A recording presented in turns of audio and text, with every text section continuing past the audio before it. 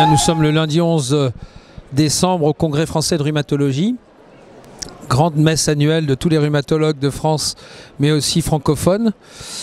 Et cette année, j'ai eu la possibilité d'animer un atelier d'1 heure sur l'hypnose médicale et son intérêt dans la pratique rhumatologique. C'est un élément très important dans le sens où les rhumatologues sont confrontés à 3 situations où l'hypnose a son intérêt. L'hypnose conversationnelle de notre quotidien en pratique médicale, une consultation est une forme d'hypnose dans son déroulé. L'hypnose dans la pratique des gestes, et en particulier lorsqu'on est amené à faire une ponction d'un genou, une infiltration d'une articulation, préparer le patient à ressentir la douleur à son niveau le plus bas possible est toujours très utile. Et puis pour ceux que ça intéresse, mais ça nécessite une pratique, un enseignement préalable, l'usage de l'hypnose dans une prise en charge beaucoup plus globale, et notamment dans les douleurs chroniques. Tout le monde n'est pas forcément réceptif à l'hypnose, oui et non.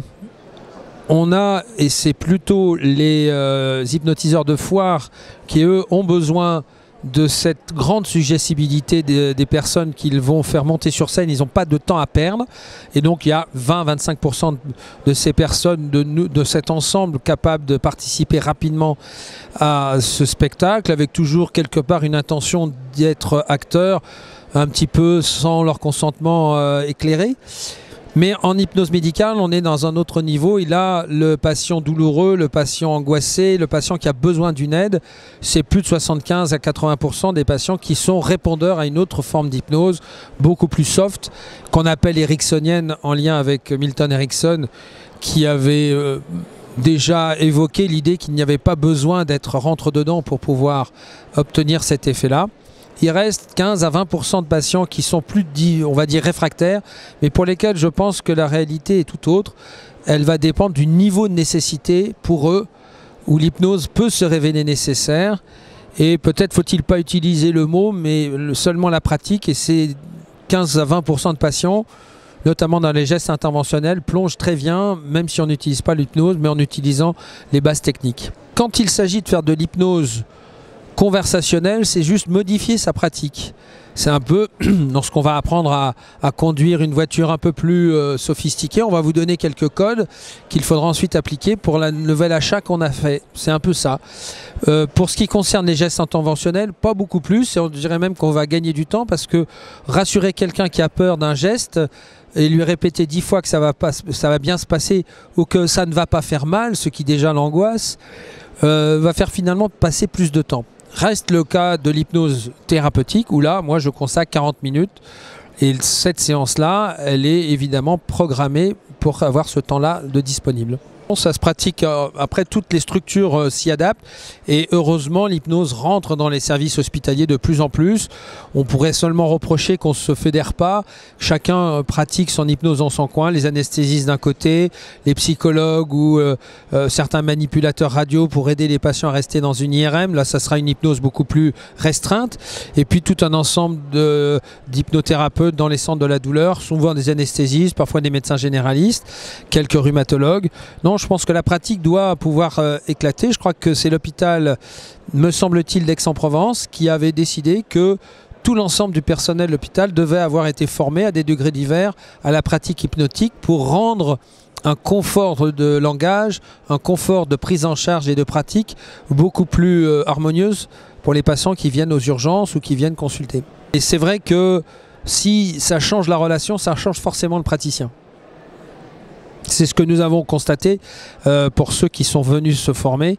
Ils ont tous fait valoir que la pratique de l'hypnose avait d'abord commencé par eux et que, évidemment, par voie de conséquence, ce qu'ils ont acquis comme bénéfice ont pu le transmettre à leurs patients. Je rappelle que les objectifs que vous cherchez, c'est... Ça va être l'apprentissage de l'auto-hypnose, c'est-à-dire de l'autonomie du patient qui ne l'est plus quand il vient de nous voir, soit embarqué dans une phobie, dans une angoisse, dans une douleur chronique en particulier, et leur redonner du mouvement, leur redonner la capacité de reprendre en main leur capacité à être ce qu'ils ont souvent toujours été dans leur vie et qui, pour des raisons multiples, souvent liées aux conditions dans lesquelles ils vivent, leurs conditions de travail ou autre chose, vont se trouver dans un arrêt et ne plus savoir par quel biais avancer ou remettre un pied devant l'autre après avoir été pourtant capable de faire tant de choses quand on discute avec eux sur leur passé. Non, je pense que ce n'est pas un reconditionnement. C'est une redécouverte de soi. C'est vraiment se dire oui, mais ça finalement je sais faire. Voilà, un jour une patiente qui avait douloureuse chronique avait eu cette remarque formidable. Elle devait s'allonger sur la table d'examen pour lui faire un geste d'infiltration sous radio.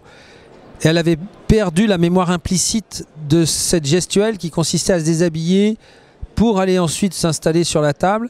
Et elle me dit cette phrase magnifique qu'on appelle une brève de comptoir: docteur, je suis dyslexique du corps. Contre-indication lorsqu'on n'est pas psychiatre, et puis par essence même les psychiatres, c'est de se méfier des paranoïaques et en partie aussi des psychotiques. Peut-être les psychiatres peuvent le faire. Ensuite, les effets secondaires, ça va dépendre du thérapeute et du risque que l'on prend si on est pris en charge par quelqu'un qui n'a pas été bien formé. D'où la nécessité de l'International Society de demander qu'il y ait au moins 300 heures de formation pour avoir le titre d'hypnothérapeute. Notre formation qui comporte déjà 50 heures, évidemment on insiste sur ce point de vue de ce qu'est l'éthique, et elle comporte plein d'éléments qu'on distille tout au long de la formation, mais qui nécessitent bien sûr pour le médecin de bien connaître ces codes-là, pour ne pas induire des faux souvenirs, des fausses suggestions ou des suggestions qui pourraient être négatives.